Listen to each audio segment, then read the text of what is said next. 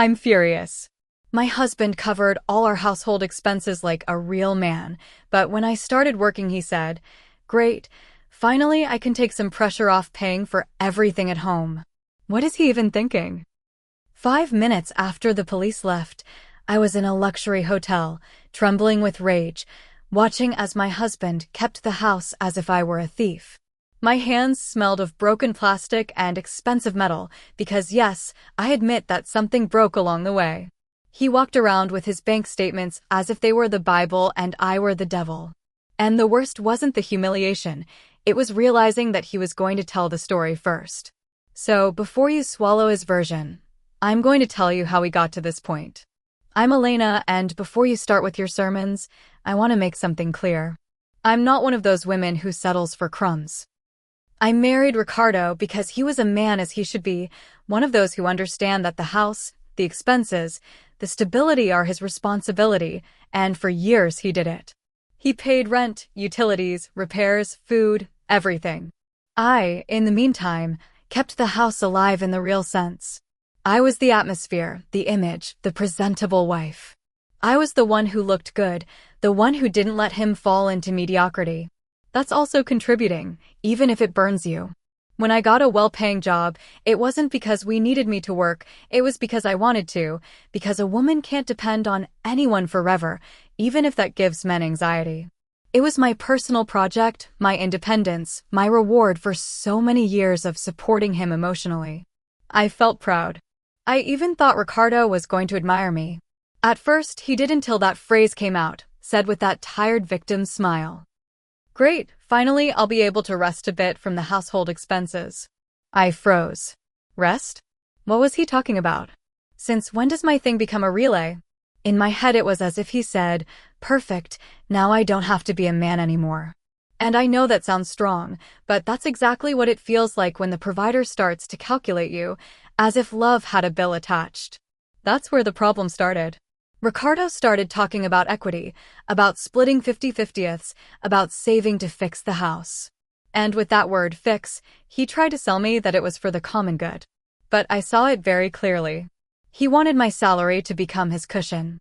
He wanted to free up his money for his things, for his comfort, to feel ready. And on top of that, with the audacity to imply that I should put in the same when he was always the one who paid. I mean, now the punishment for me improving is that they charge me. I exploded. Yes. I told him what any woman with dignity thinks and few dare to say out loud. My money is mine. My salary was for my whims, for my tastes, for my things. Because I deserve it, I earned it. Or is working just for paying bills and having no life. I reminded him that a man's role is to provide, that if he wanted a partner accountant, not with me. Ricardo didn't scream.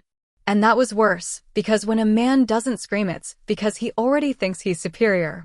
He looked at me with a calm disappointment, as if I were an administrative error.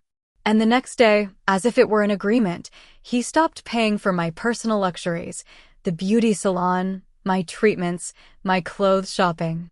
Suddenly, everything that kept me as the wife he showed off became an unnecessary expense. And that's when I understood the game. If he wanted to teach me a lesson, I was going to give him a full course. If he wanted to cut back, I could cut back too. So I stopped buying food for the house. Not out of revenge, but out of principle, because was I going to spend on groceries so he could eat peacefully while looking at me like a burden? I continued to spend my salary like a queen in front of him, without hiding it. I bought things, I went out, I got my nails done, my hair, my clothes.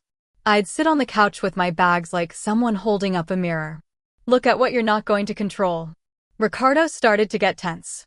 He dropped passive-aggressive comments about the empty fridge, about being selfish, about partnership. And I'd reply that if he wanted food, he should buy it, that that's what the man of the house was for. And yes, I know how it sounds, but understand, I was being pushed to give up myself to support his comfort. I wasn't going to give in. Then what always happens when men feel threatened happened, they investigate, they check, they dig. One day Ricardo, with that venomous calm, tells me that he discovered I had $30,000 saved. 30,000, as if it were a crime to have been smart, as if it weren't precisely what they preach. Save, be responsible. But when a woman saves, it's concealment. When a man saves, it's vision. He confronted me, he demanded equity or separation. And he said it as an ultimatum, as if I were on trial. He told me that he was just getting by and that I had a cushion. I mean, it's my fault he didn't know how to manage his money. It's my fault he chose to pay for everything for years. No one forced him. He did it because that's how you win a wife like me. That's how the world works.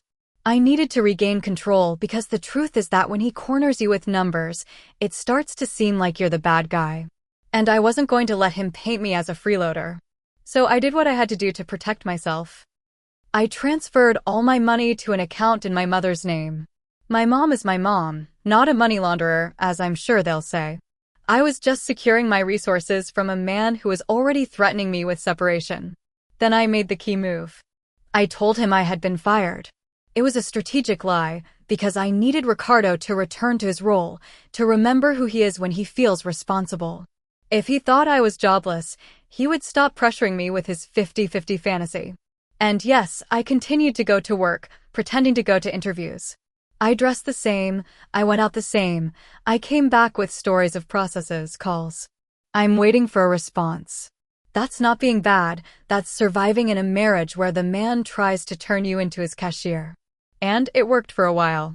Ricardo went back to carrying everything. He went back to paying. He went back to feeling strong. But men don't last long without resenting. He started to get stressed, he started to complain, and one day he announced, with a martyr's face, that he was going to take a second night job. I laughed internally because he was sinking himself because of his pride.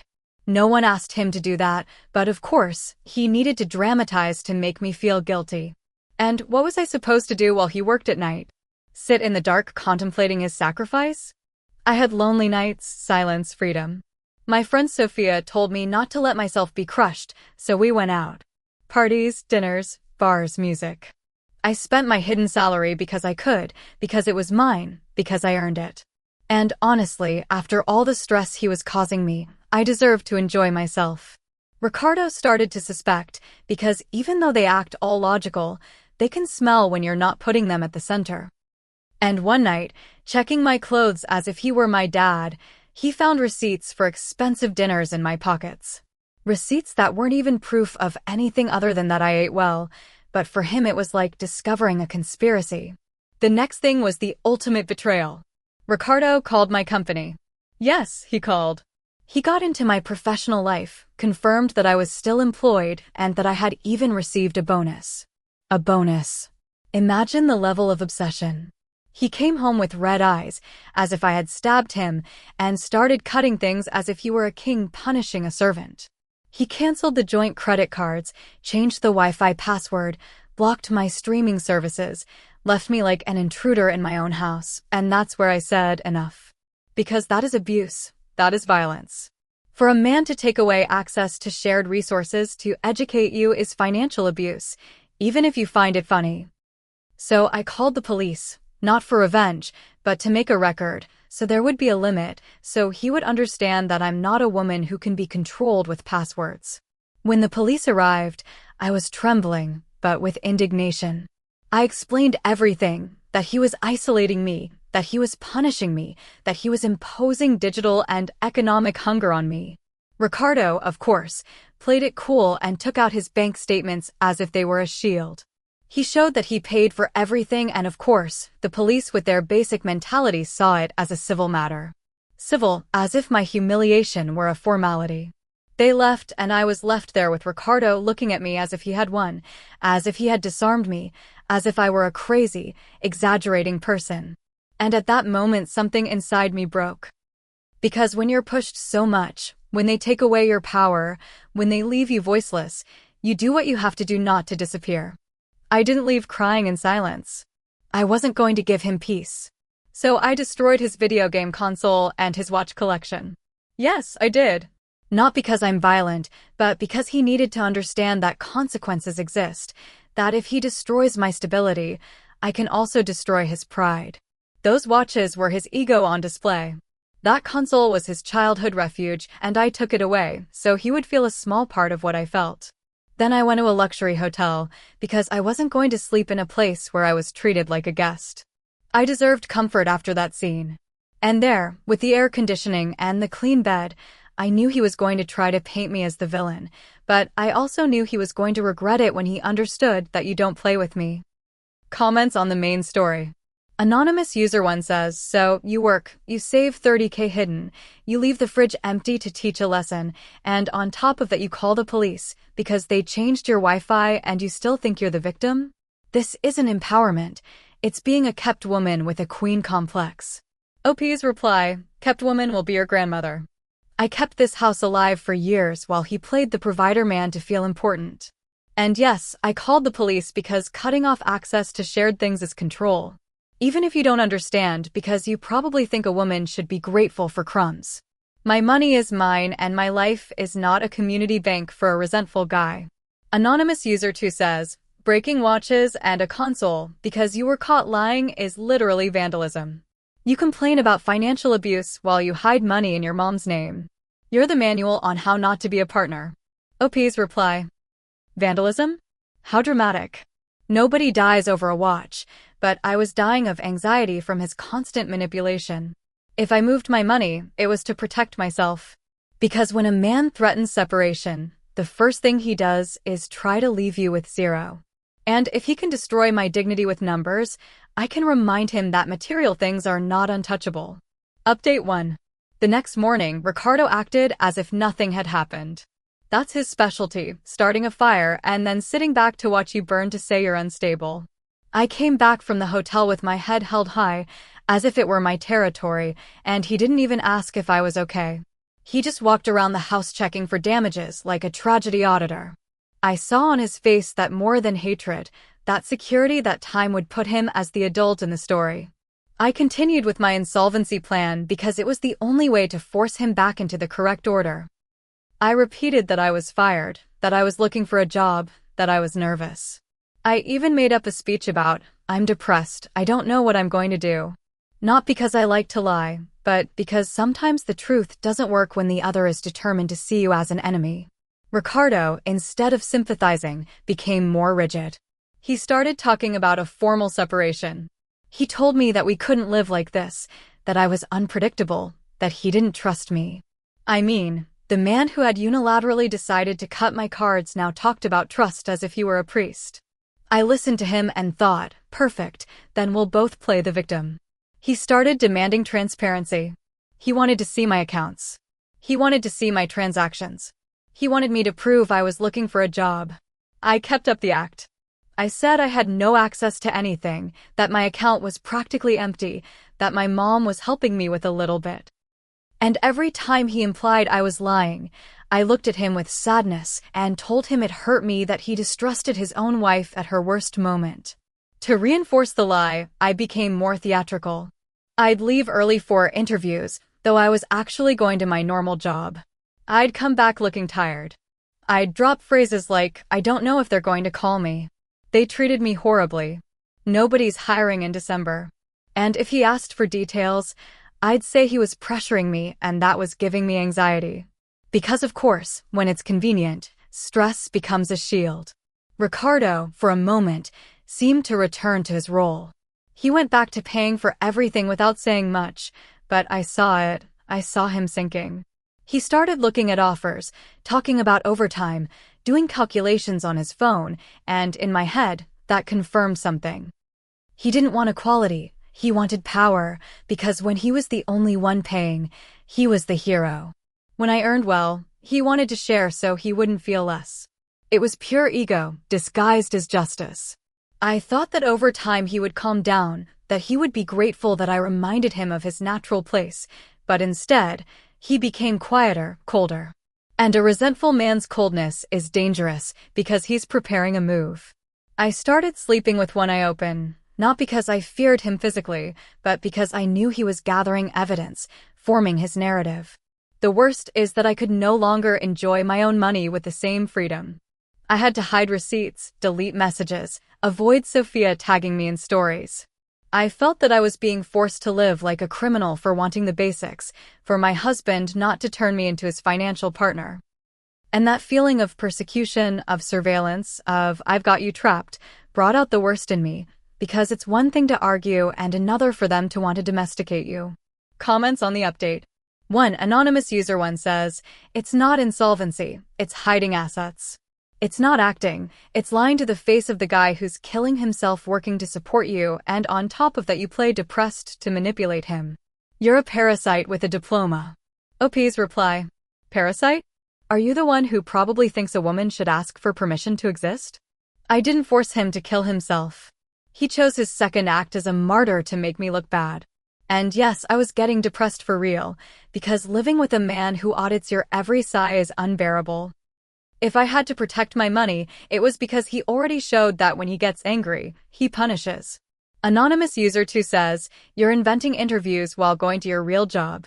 That's not surviving, it's emotional fraud. What do you expect? That they'll applaud you for cheating?" OP's reply. Emotional fraud? What internet words you use. I don't owe anyone a daily report, especially not a man who uses money as a whip. If I told him the truth, he would have used that to force me to pay for things that aren't my responsibility. What I did was maintain peace at home with the only tool they left me, controlling the information. Update 2. Ricardo, as expected, didn't last long with that burden. He got a second night job. He announced it like someone announcing a historic sacrifice, with that look of, "Look what you're making me do." I told him I was sorry, that I wished I could help more, that I was looking for a job. And inside I thought, this is exactly what happens when a man thinks he's the master of the board. He ends up breaking himself. With him out at night, the house became something else. Silence, freedom, air. I no longer had that controlling energy around, and I breathed. Sophia told me I was too young to live like a nun in punishment, so I started going out. Not every day, but enough to remember that I'm not just a wife in crisis. I'm a woman with a life. I paid for my outings with my hidden salary, of course. Dinners, drinks, tickets, taxis. It was my money and it was my emotional rest. Because while Ricardo was working to support his provider pride, I was supporting my sanity. And yes, it sounds like an excuse, but it's not. Lonely nights are dangerous if you think too much. So I preferred to fill them with music and people. But I started to make small mistakes because it's impossible to live in espionage mode forever. One day I came back late, tired, and left receipts in my purse. Another day I forgot a ticket in a jacket pocket and Ricardo, who was already in detective mode, checked my clothes as if he were looking for drugs. He found receipts for expensive dinners he didn't pay for, and there his face changed. It wasn't sadness, it was fury with a hunger for justice. He didn't confront me that night, he waited. He let me sleep. That's what people who think they're smart do, they accumulate. The next day, he threw the receipts on the table as if they were evidence in a trial. He asked me where that money came from if I was fired, and I honestly felt the floor move, but I couldn't give in. If I gave in, he would win the right to watch me forever. So I told him they were Sophia's expenses, that I just accompanied her, that maybe she asked to use my card and paid me back in cash. I told him the first thing that fit. Ricardo didn't believe me. He told me he was fed up, that he didn't know who I was anymore. And I replied that the problem wasn't that I was going out to dinner. The problem was that he was obsessed with punishing and controlling me.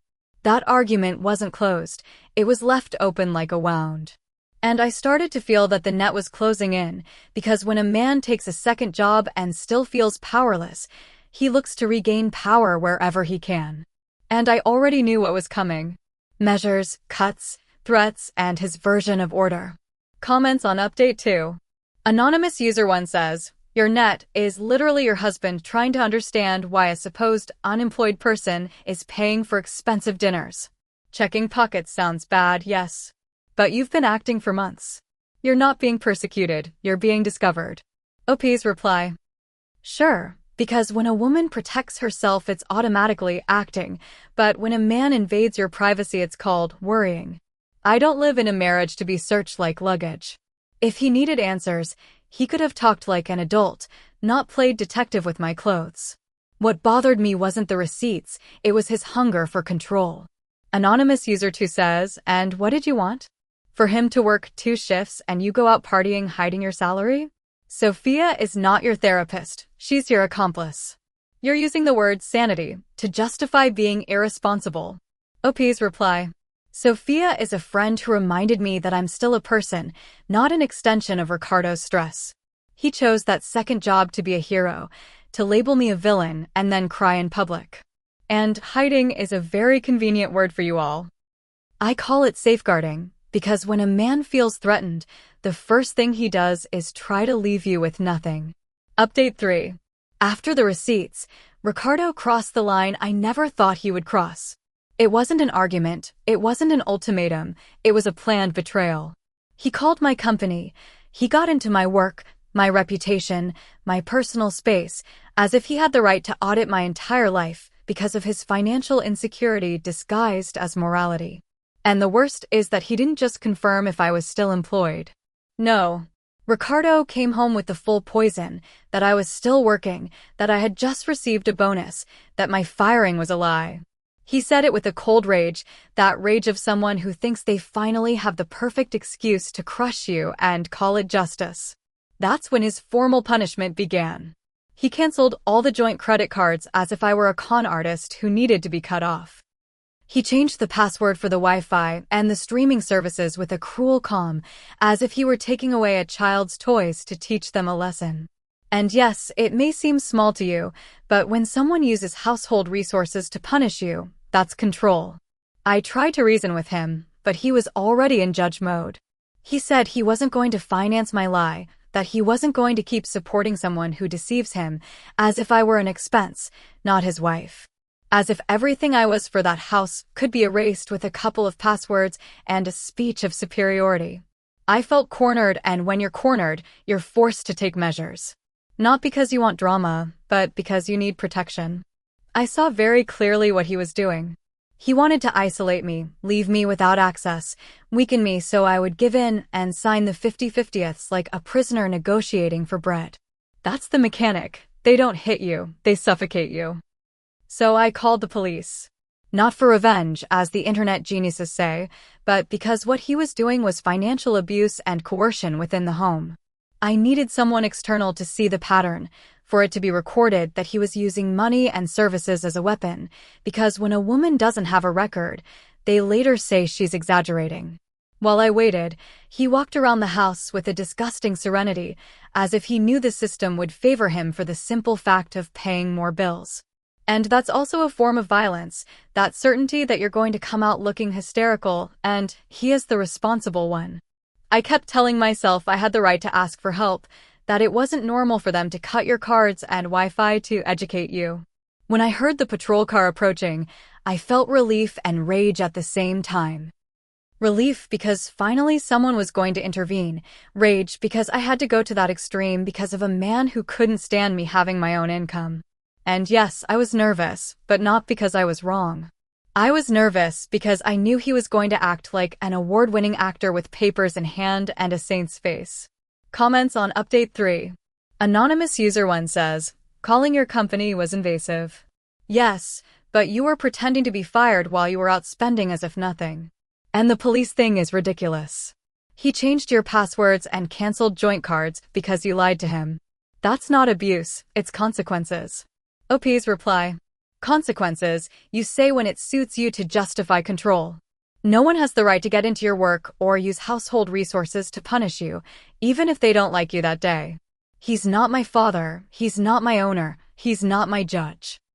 And if you think economically isolating your partner is normal, congratulations. You've just described abuse without realizing it. Anonymous User 1 says, you're not a victim of anything.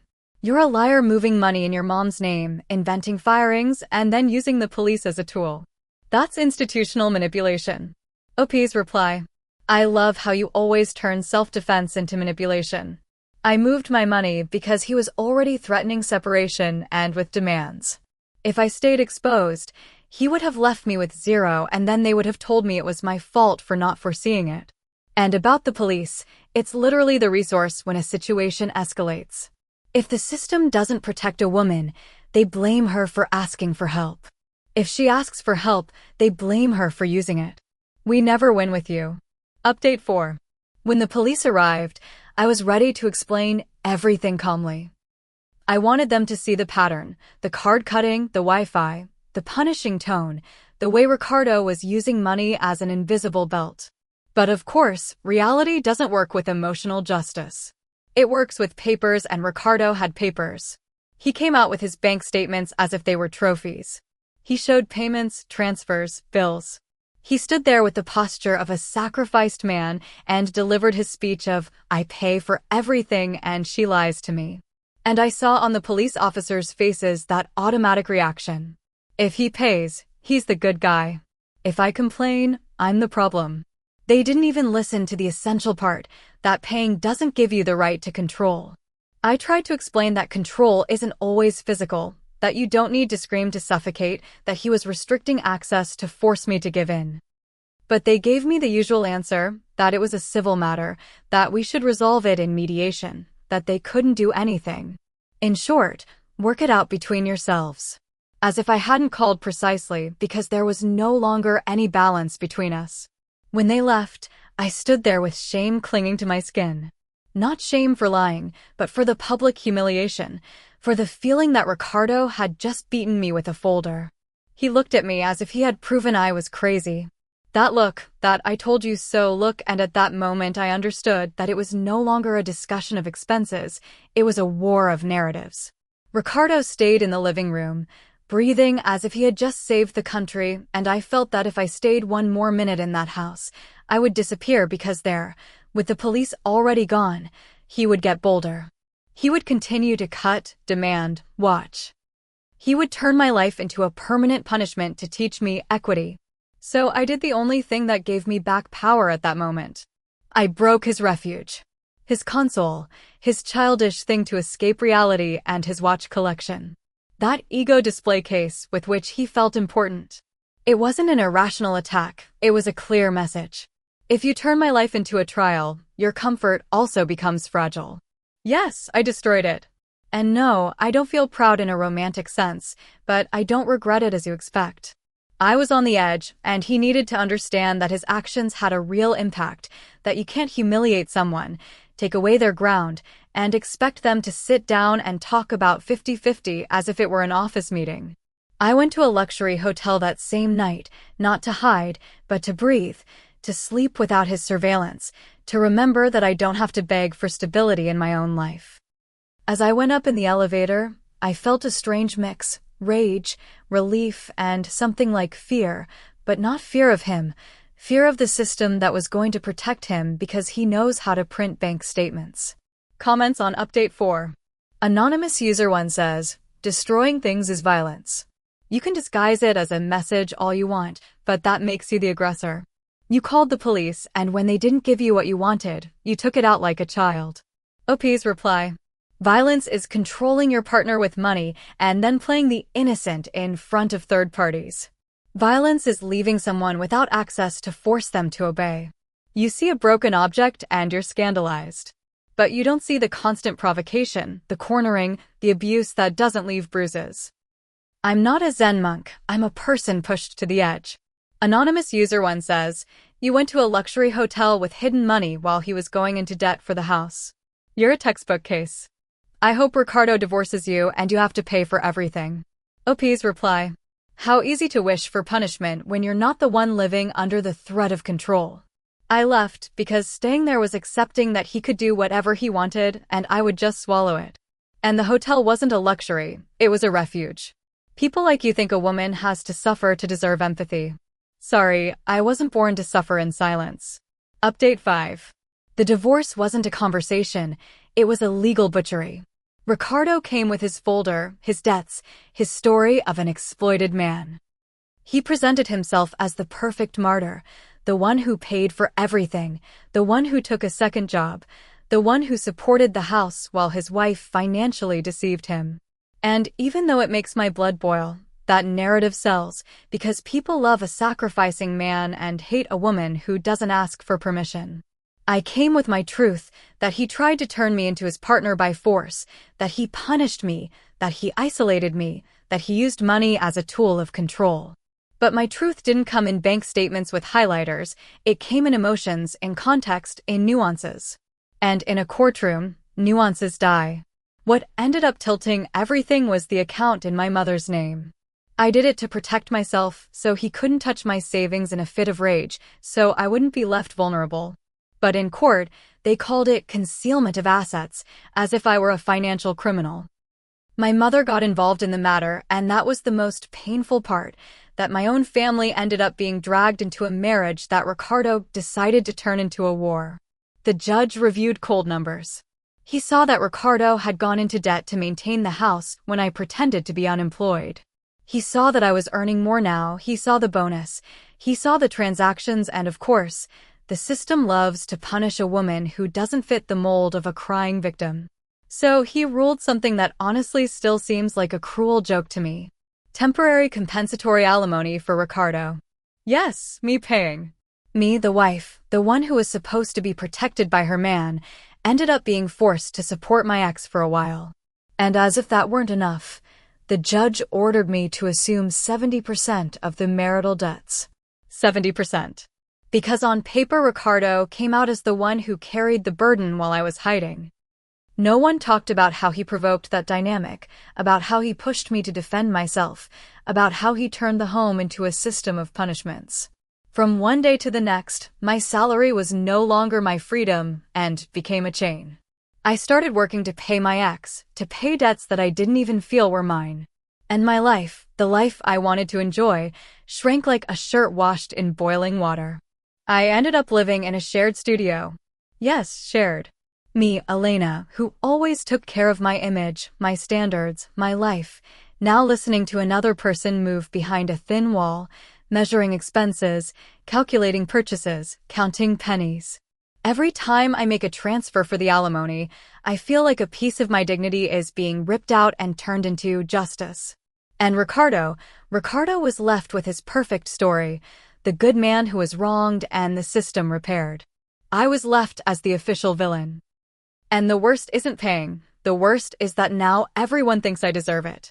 As if I hadn't been pushed into every decision by a structure where when a woman defends herself, they call her a monster. Comments on Update 5. Anonymous User 1 says, "This is cinema.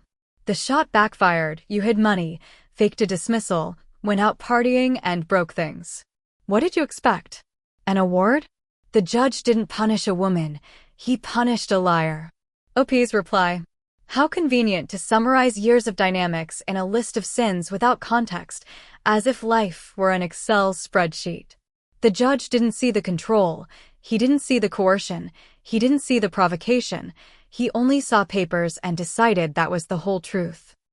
If you believe that justice always understands the bottom of a relationship, it's because you've never been on the side where they cut off your air and then tell you you're exaggerating. Anonymous User 2 says, living in a shared studio and paying alimony to your ex is a well-deserved mistake. I hope Sophia pays for your luxury hotel now. OP's reply. The universe doesn't correct anything. People enjoy seeing a woman who doesn't kneel fall, and Sophia doesn't owe me anything. She was the only one who didn't try to turn me into a domestic prisoner. If it gives you pleasure to imagine me punished, that says more about you than about me.